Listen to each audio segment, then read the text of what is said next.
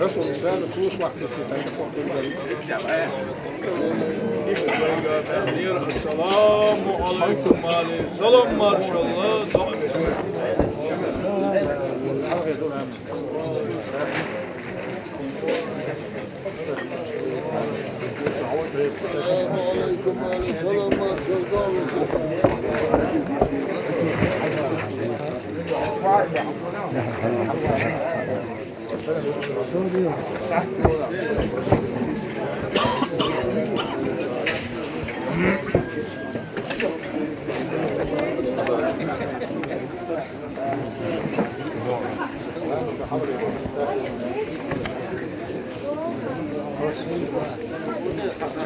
Somebody, hey, somebody, hold on, somebody, just hold it.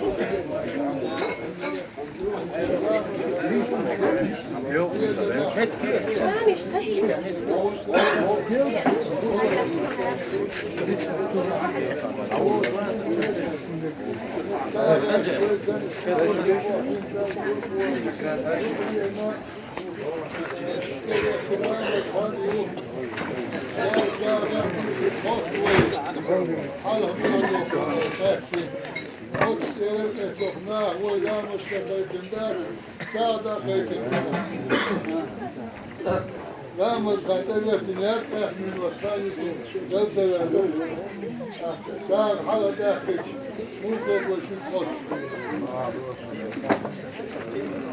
يجدوه أخير تشتغل على قابل تنوش واحدة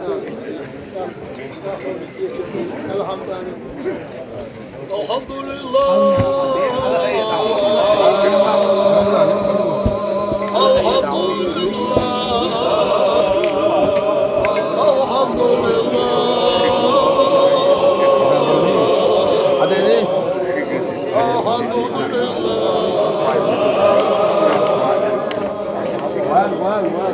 One.